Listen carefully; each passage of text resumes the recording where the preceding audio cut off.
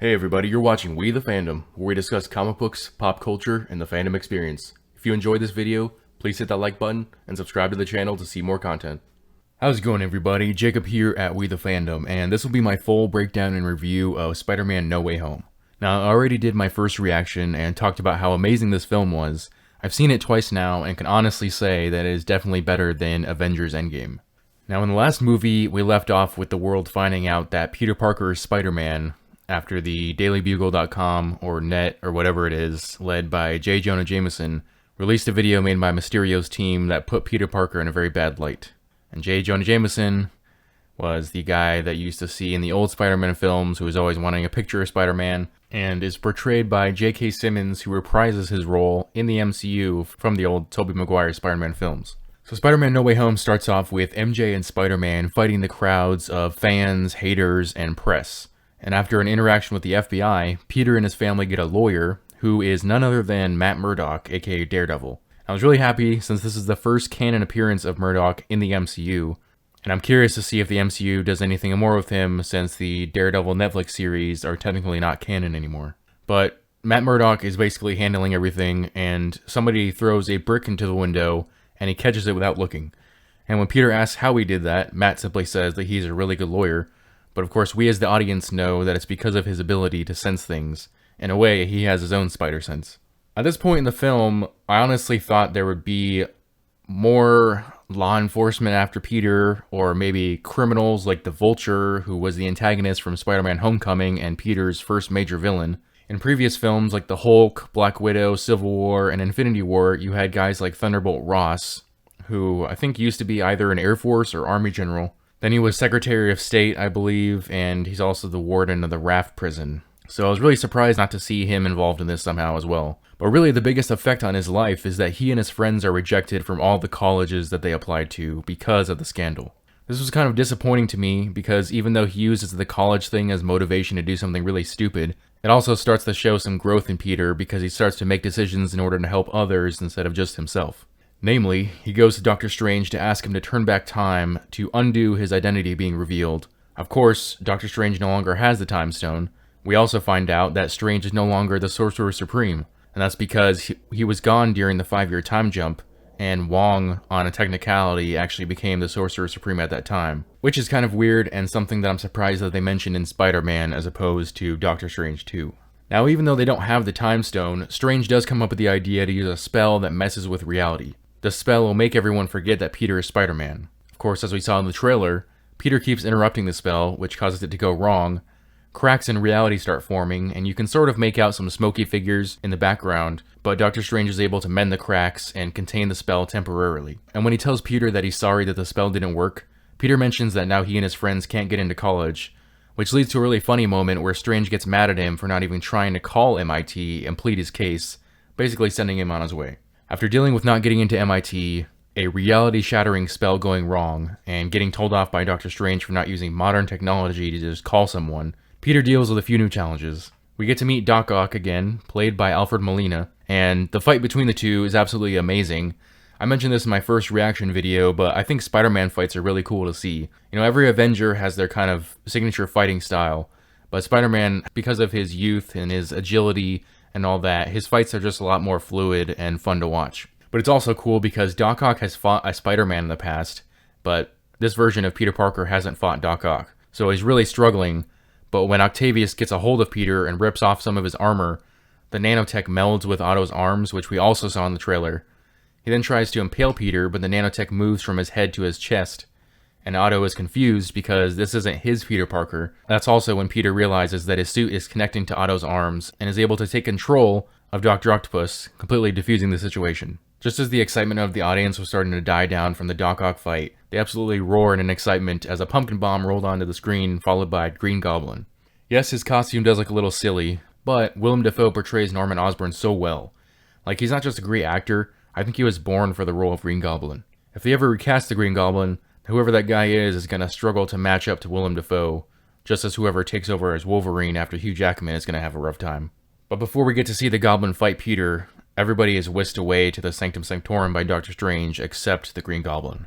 Now, for those of you who are wondering how they would explain how the villains came to this universe and why, Doctor Strange explains pretty quick that when they screwed up the spell to get people to forget Peter's name, what they actually did was pull in from other universes people that knew Peter's identity, which is why we have Doc Ock from Spider-Man 2 and Green Goblin from Spider-Man 1.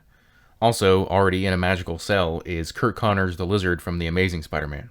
Now, Doctor Strange gives Spider-Man a magical upgrade to his suit, which will allow him to send the villains into the cages by shooting a magic web at them. And for those really excited about that new Spider-Man suit, it turns out that it's literally just his regular suit turned inside out, which he did because he couldn't wash the slime out of it. So it's just his regular suit, but it has a magic gauntlet on it now. But Peter ventures off to complete his bad guy collection, which leads him to Sandman and Electro. Luckily for Peter, Sandman helps him face off with a much stronger Electro with an alternate appearance. For those that don't remember, Sandman started off as a villain in Spider-Man 3, but reconciled with his universe's Spider-Man at the end of that film. Regardless of his assistance, he ends up in the same magic cell situation as Electro and the others.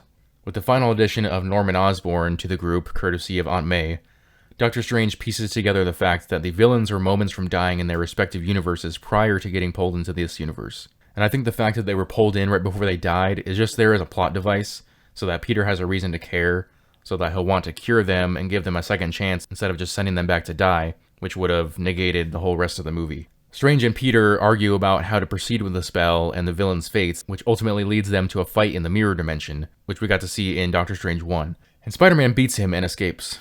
Let me repeat that. Spider-Man the high schooler beats Doctor Strange, who's not currently the Sorcerer Supreme, but he still has practically the same powers. And Peter beats him with geometry. So the guy who bested Dormammu, the guy who faced Thanos, he's the master of the mystic arts, and he was defeated with math. Totally ridiculous, but when Peter gets back, he's got the magic box that holds the spell, as well as Doctor Strange's sling ring, also introduced in the first Doctor Strange film as the object that the sorcerers use to teleport. Peter takes his friends, Aunt May, and the villains to Happy Hogan's place, where they find a Stark fabricator, which we saw in Spider-Man Far From Home, which is basically like a 3D printer hooked up to an arc reactor, which they can use to make pretty much anything. They successfully cure Otto, making a new microchip, and he returns to his old self. And then they put a device on Electro which should cure him of his electric abilities, and they're also working on a cure for Norman. But of course, it turns out that Norman was actually Green Goblin and tries to kill Peter. Electro freaks out about the device and leaves. The Lizard escapes.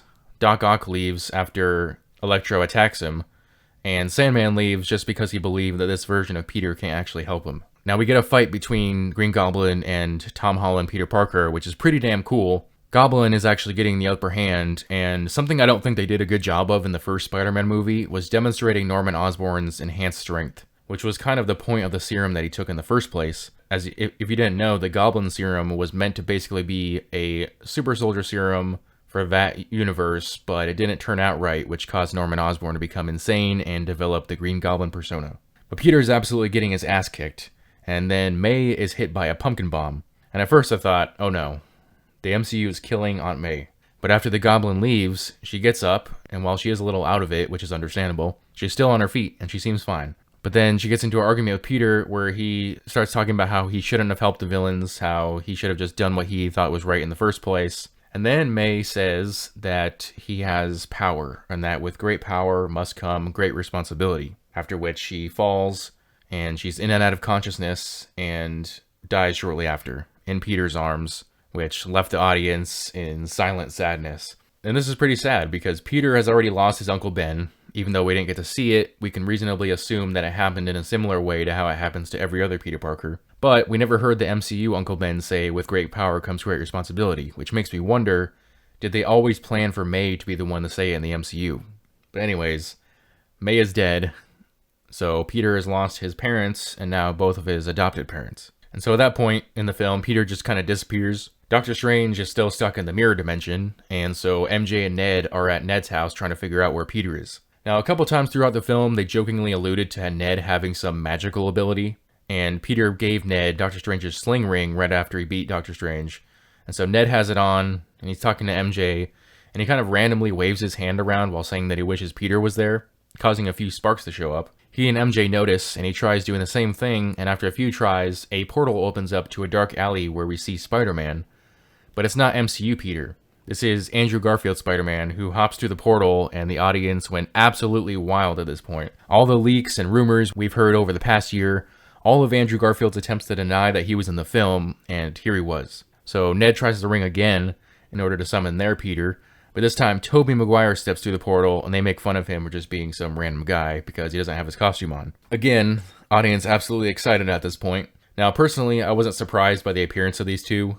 Sony did a very poor job of hiding the fact that they were in the film, but even though it wasn't a surprise, it was still a great scene. And I gotta hand it to Sony for figuring out how to weaponize nostalgia to make money, because it definitely worked. But Ned, MJ, and the other two Spider-Mans, who from this point on, I'm going to talk about each Spider-Man using their actor's name just to make it easier. So Ned, MJ, Andrew, and Tobey find Tom Holland's Spider-Man, basically having a Spider-Man therapy session to kind of get Tom out of his funk after losing Aunt May, and they convinced Tom to keep moving forward after all three realized that they were given some form of the "with great power must also come great responsibility" speech. Tying these three together with their main motivation for becoming Spider-Man. Originally in the comics, it was actually spoken by Stan Lee as the narrator, but eventually this was attributed to Uncle Ben, and they kind of retconned it so that it was him that said it. But it would turn into something that Uncle Ben had always said, telling Peter after he got his powers, despite the fact that Ben didn't know he had them. And as they mentioned in the movie, it was usually the last thing that Ben said to Peter before he died. This has always been the impetus behind transforming Peter Parker from immature boy with spider powers into Spider-Man. This moment of the film was far more than just nostalgia. It was tying together three versions of Peter, who each represented a different aspect of comic book Peter Parker's life, helping Tom Holland's Peter lay the foundation for the future of his character. But in deciding to work together, their plan is to create cures for the villains like Tom Holland's plan was originally. It's pretty cool seeing the three Peters working together in a lab. You get a lot of jokes and references to the other movies. Andrew talks about Gwen, Tobey talks about his MJ. It's a really fun scene because all three Peters kind of give the other two a pep talk, which is a recurring theme throughout the rest of the film. At this point, they've created the cures and head to the Statue of Liberty, which is currently being outfitted with a Captain America shield, which is sort of interesting, but there wasn't really anything that precipitated that choice or any type of explainer in universe, so I'm not sure why they did that. But Tom makes a call to the Daily Bugle so that the villains will be informed where they're at, and while they wait, there are some more cool conversations between the three, like they talk about the villains they fought, with Tobey and Andrew being fascinated that Tom has actually been to space, and Andrew being fascinated at the others because he thinks his villains are pretty lame. Tobey even mentions that he fought a goo-like alien once, referencing the version of Venom from Spider-Man 3, who thankfully didn't show up in this film. But, to my knowledge, that is the first Venom reference we've had in the MCU.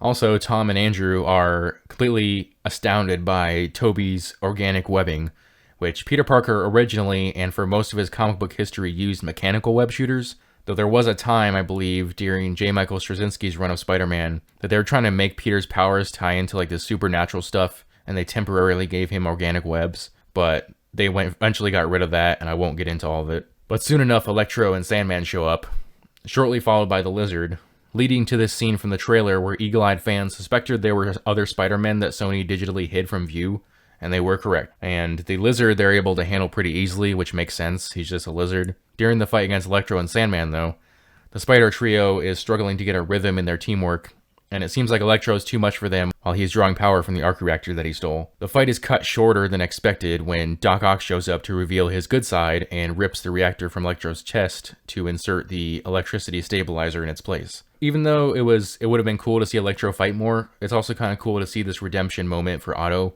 because he was never really an evil guy to begin with.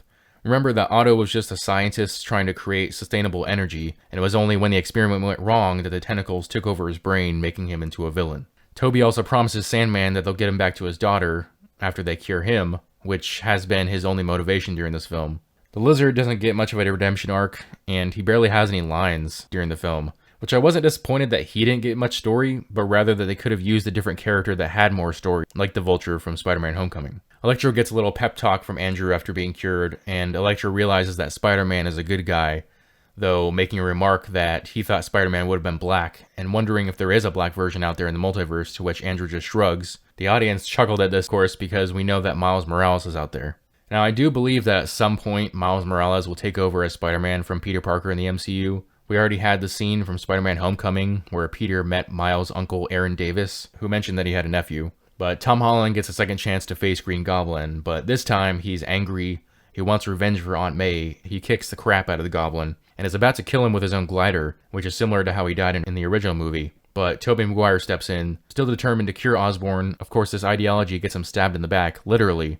But the pause in anger makes Tom realize his mistake. He catches the cure from Andrew's toss and injects Norman Osborn, curing him. But at this point, Doctor Strange had come back, and the cracks in the multiverse had reappeared, with all different universes, with the millions of variations of villains that know Peter Parker showing up. We only see the silhouettes, but some of them are easily recognizable, such as the Rhino, Kraven the Hunter, Scorpion. Doctor Strange, in the end, redoes the spell at Tom Holland's request, which will result in everyone forgetting Peter Parker. So, as if Aunt May's death wasn't enough, now nobody will even remember Peter Parker. Which brings the question in mind, does that make it so those who are dead will forget Peter Parker? Like, if you brought Aunt May or Tony Stark back to life, would they remember him? Now, I would say within a few weeks of the spell taking place, Peter goes to the coffee shop where MJ works, and Ned is there also. But he sees them get excited about going to MIT, and he also sees the injury that MJ got during the battle, and he seems to come to the conclusion that his friends are better off not knowing him, because he leaves without telling them anything. Which is pretty sad, and he even visits Aunt May's grave and meets Happy there, who also doesn't remember him. But the movie does end still on a high note, with Peter getting his own apartment and sewing his own costume, which is very reminiscent of his classic comic book costume, and at this point is the most comic book accurate costume that we've seen so far. Yes, I know he had the Iron Spider costume in the comics during Civil War, but in the comics at that point, he was Spider-Man for years before he got that. Whereas in the MCU, he's Spider-Man for maybe a year or two before getting it. And the new costume, plus the death of Aunt May, and the decision to put his friend's needs above his own, really marks a huge shift from Peter Parker being basically Iron Man Jr. to actually coming to his own as Spider-Man. Now for the mid-credits scene, we get Tom Hardy's Eddie Brock, who is still somewhere in South America, which is where he was at the end of Venom 2, but he's at a bar where some poor bartender has supposedly spent hours explaining to him the nature of his universe and the fact that there are a bunch of superheroes running around. Eddie thinks it's all kind of silly, but thinks that maybe they should pay a visit to Spider-Man. Just like the other characters were sent back to their universes, Eddie Brock is sent back to his. But he leaves behind a small piece of the symbiote, which starts crawling away, possibly heading to New York to find Spider-Man, giving us a more comic book accurate Venom origin for the MCU. This made me think of something though. The people that were brought to the MCU universe were brought because they knew Peter Parker's identity as Spider-Man. But as far as we know, Eddie has never met a Peter Parker. Now, we did see Venom seem to recognize Spider-Man in some way on that TV screen during the Venom 2 post-credit scene, and he also said that information is shared by symbiotes across the multiverse. But I don't know if I'm satisfied with that answer, given the fact that Venom never confirms anything. Also, in the Morbius trailers, they mention Venom in San Francisco. Morbius also mentions Venom, but we also see the Vulture in the trailer and a picture of Spider-Man. So does Morbius take place in the MCU or in Venom's universe? If it takes place in the MCU, how would Morbius know about Venom? But if he's in Venom's universe, then how are Vulture and Spider-Man there? Now, the post-credit scene is really just a trailer for Doctor Strange 2. It shows Doctor Strange asking for Wanda's help in the multiverse. It shows Baron Mordo, who was another student of the Ancient One from the first Doctor Strange film, who at the end of that film felt betrayed by the Ancient One's corruption of magic. Wong is now Sorcerer Supreme. America Chavez shows up in the trailer, and she is a young Avenger in the comics. Basically, her origin story in a nutshell is she's a member of an alternate dimension made up of all women. So she was kind of portrayed as being like an extraterrestrial or like an alien, but she also is Latina, which is something that you would only know if you lived on Earth. So nothing about her origin really makes a whole lot of sense, but she has the power to punch through dimensional barriers, which is obviously going to tie into the multiverse. And we also saw the extra-dimensional entity known as Shumagorath, and I won't go into more than that at this point. But the antagonist of the film seems to be the Dark Doctor Strange from the What If series, which I was definitely not expecting. Other than the involvement of America Chavez, I'm actually really looking forward to this movie. Now, I already did my broad strokes review of the film, so now I'm just going to go over stuff that I haven't talked about yet. I already mentioned how they were alluding to Ned Leeds having magical abilities. As it is, Ned Leeds really isn't at all like his comic book counterpart. He's much closer to the Ultimate Universe character Genki, who was actually the friend of Miles Morales, not Peter Parker. So I'm really not sure what they have planned for that character's future. But MJ was slightly more interesting in this film. In some ways, they were bringing her closer to a mainstream Mary Jane Watson, but in other ways, she's still very much different. They had her working as a waitress in the film, much like MJ did in the Tobey Maguire Spider-Man films.